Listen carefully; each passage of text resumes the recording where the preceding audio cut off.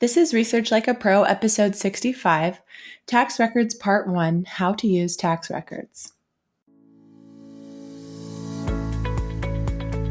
Welcome to Research Like a Pro, a genealogy podcast about taking your research to the next level, hosted by Nicole Dyer and Diana Elder, accredited genealogy professional.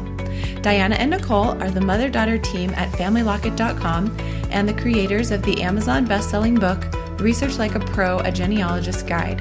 I'm Nicole, co-host of the podcast. Join Diana and me as we discuss how to stay organized, make progress in our research, and solve difficult cases. Let's go. Hi, everyone, and welcome to the show. I'm Nicole Dyer, co-host of the Research Like a Pro genealogy podcast. I'm here with accredited genealogist Diana Elder. Hi, Diana. How are you? I'm doing great. How are you doing today? Doing well. I went for a walk and the weather turned cooler here this morning just for an hour before the sun heated everything up. So it was in the 60s, which was amazing. That always feels good, especially in Arizona. Today we're talking about using tax records and extracting data from them and then putting it in your log and making a table. So that'll be fun. Oh, I love tax records. They are the mainstay of my research now, so I'm excited we get to talk about those. That'll be really fun. So let's do the listener spotlight. This is from FSB Jr., and it is titled You Rock. If genealogy had rock stars, it'd be you ladies. Your podcast content is informative and helpful, even to a longtime researcher such as myself. I appreciate your expertise and enthusiasm. My dog thinks you as well. I think she knows our morning beach walk is not going to end until I can get through an entire episode or two. Please keep up your important work. We love hearing that, and I think it's fun. I know the feeling sometimes when I get going on an ebook or an audiobook or a podcast and I'm cleaning my house. I keep cleaning, and it's a great way to get something done that maybe you don't want to do when you're listening to something that you're excited about and interested in. We love those reviews, so keep them coming, everyone. I love that review, especially because he's walking on the beach with his dog while he listens. Let's talk today about tax records. And since this is the first episode of a 3-part series on tax records, let's just go over why genealogists search tax records. Everyone who has done genealogy knows how much we rely on census records to track families every 10 years. But what about those in between years? And what about those years before the 1850 census when not everybody was listed on the census? Well, tax records won't tell you every single person in a household, but they can often tell you more than just the head of household. And a lot of things can happen in between the enumerations, like people moving and people passing away in between those 10-year census records. So because tax lists were usually taken annually, they can help establish ages and residences and even relationships in the year an individual died or left the area. They're also really helpful if you have a burned county, a county where the courthouse burned down or was involved in some kind of disaster and all of the marriage land and probate records were destroyed. At that point, the tax records can come to the rescue because those copies were often sent from the county to the state auditor and kept at a state level. So a listing for your ancestor in a tax list can provide valuable evidence of their residence and land ownership in the case of missing or destroyed records. Now, we've talked a little bit about the years before the 1850 census, but what about the years before any censuses were taken in the United States? How can you track your ancestor before then? Well, tax records are often able to help you there too. And they may not be available for every year that your ancestor lived in a certain area because the further back you go, the less records are extant. But they collectively can help provide more information regarding ages and give you clues for other sources to search. So those tax records before 1790 can be helpful as well. So let's talk about some of the specific information that can be found in tax records. Well, first of all, you're going to get a name, and sometimes you will get varieties of names. You'll get variations depending on how the person who was recording the information decided it should be spelled or how the individual said their name. So that can be helpful to see some of the different ways that the name was used throughout the years. You will get a residence, and this is primary information because the tax collector was recording the taxes for where this person was generally residing. You will know about their age because men were not taxed until a certain age was reached, and so you can kind of determine when they were born once they start showing up in the tax records. And then also, if they disappear out of the tax records, that helps you know that maybe they aged out because they were only taxed for their property or land for a certain amount of time during their lifetime. Once they got older, they weren't necessarily taxed. And of course, it all depends upon the laws of the actual state that you are working in. So the laws are really important in tax records to understand. You may also find out about the occupation, and you're going to for sure get a description of the real estate because they will let you know exactly where it is or the water course it is near. So you'll get some kind of a description. It may be just the number of acres, but that can actually help as you're trying to track the land and the people. So, especially if you have men of the same name, seeing that the same man had 250 acres year after year can really help because some men may have had 1,000 acres and you can differentiate between two different people. Sometimes they'll have the name of the original purchaser in the tax record, and that again can be helpful in tracing the property and figuring out what was happening in that area. You will get description of personal property in some of the tax lists, and these are always really fun because you can see how much actual cash they had on hand or what other types of things they might have owned. I've seen things where they talk about their wagons and different types of personal property. They're also different and varied. It's always really interesting. You will see how many males over 21 are in the household. So there might be 3 males over 21 in the household, which gives you a clue that either the sons have grown up or there are some other men living in the household that could be boarders or could be apprentices. So it just gives you an idea, sort of like those early censuses. You sometimes will see the number of school children, again, which helps with figuring out the household, the number of slaves that are on the farm or plantation, which also can help you to determine people of the same name, to try to identify a specific person. You will see the number of farm animals, and you always have to look up at the little headings and see what they're talking about. And I know sometimes they have kind of funny terms like stoats or different kinds of terms for animals that we may not use now. And so you have to do a little bit of translation and figuring out what the form was talking about. So the big takeaway is that tax records can be pretty varied depending on the form, the time, the place, but they will give you information. Now, the trick to using them is to organize them in a way that allows you to analyze the information. And I like to do this in a table. So I'm going to use the case study of some research I did a while ago. This is the Charles Ballard family of Somerset County, Maryland. And I'm going to show you how I use tax records in conjunction with probate records to sort out 3 generations of the family. And this was early. This was before census records began. So the very first step that I always do when I'm working with the tax records is to enter all the information into my research log. This is where I create my source citation, I track the year of the tax record, and I include a link to wherever I found it online. And then I extract the details. So as you know, as you're working through the research process, often you need to go back to the original source of the information. And I love having the link. So many times I've had to go back and look at a record, and just because I have more questions that come up as I'm writing the report or as I'm doing the analysis. And so having the link in my research log has become key to saving time. Maybe we should tell our listeners how to put a link into a spreadsheet because we get that question a lot. Great idea. Why don't you do that? Because you're great at explaining that. Well, it's usually fine if the link is a shorter link because you can just copy and paste that into a cell.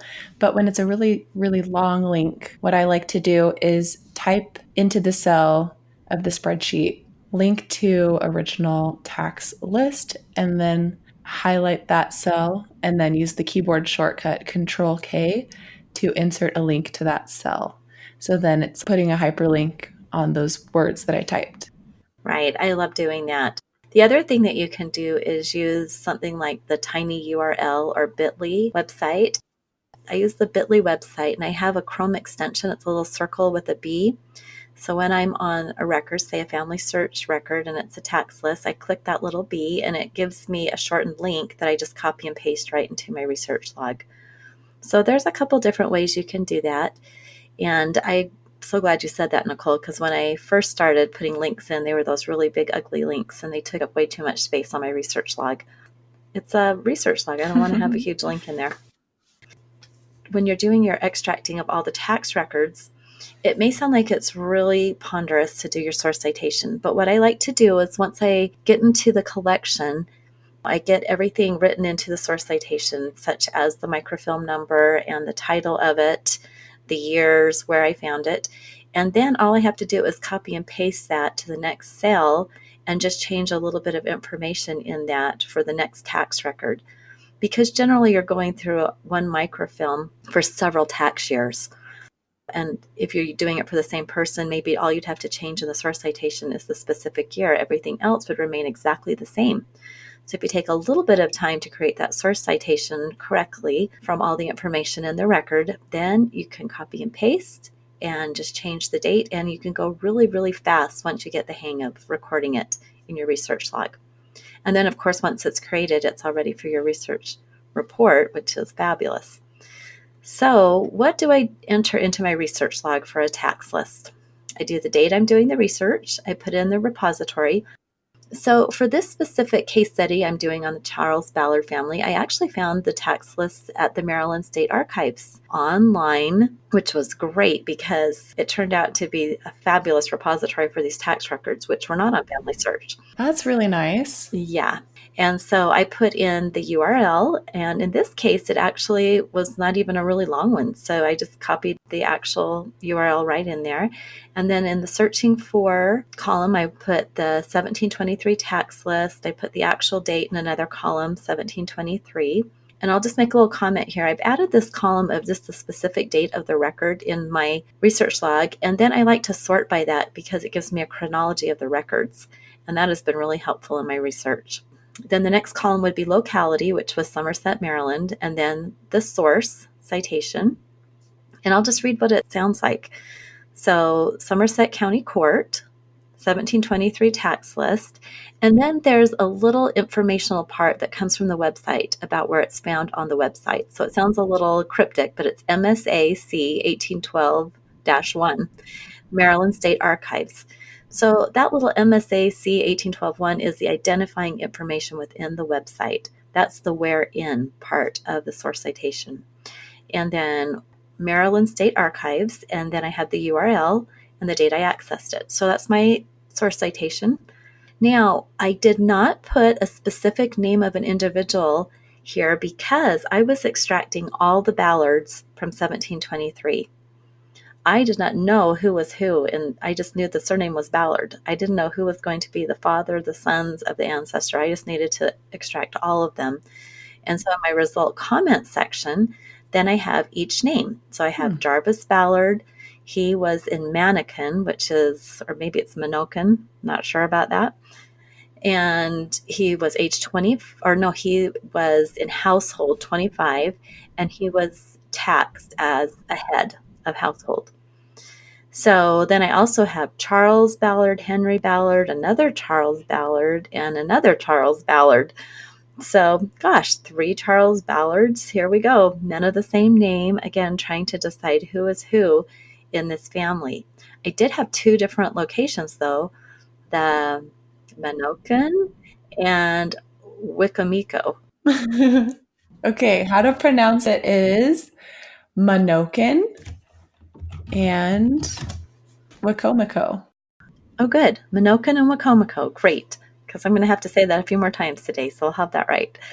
Now, the other thing that was super helpful in the results comment section were the names of the enslaved people in the household. And we had specific names most of the time, which is going to help me a lot. So I extracted all that information into my research log. So when you use the information in your report and you need to grab that citation from your research log, do you update the citation to include the exact person that you're citing information about at that point? Yeah, I do. I would say for Jarvis Ballard, it would still be 1723 tax list for Jarvis Ballard or for Charles Ballard or what have you. You don't necessarily have to do that. It kind of depends on the project and how it's all coming together. But, very easily, once you've got the basic citation, you can do whatever you need to for the report to make it very, very clear to whoever's reading it. Okay, well, the next step after extracting all of the information from the tax records into your research log is to then create a table with it. And this is something you can use in your report. And the reason why you might want to create a table showing the information beyond your research log is because it helps the reader to really understand and see what's going on in a simple format. So your table won't have all the information that's in your research log, like the link and whatnot, and the date and the repository. It will just have the names of the individuals and the years, just to really help you see and visualize the data and be able to analyze it better and show the client or yourself what you have.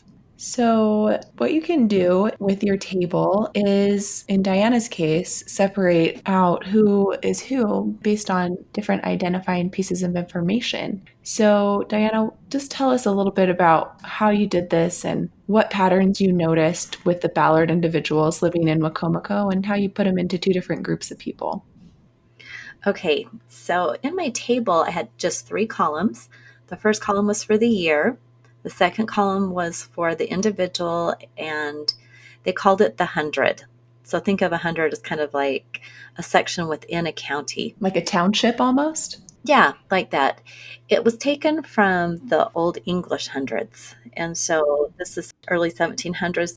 They're still using some of the terminology from England. And so they had these hundreds, Minokan and Wacomico. So I put that into the table, all as one section, the individual, the 100, and then the household number, because they gave the household number. And then I also put in whether they were a head or dependent. And then I had a whole column just for the enslaved individuals so that I could see how those matched up.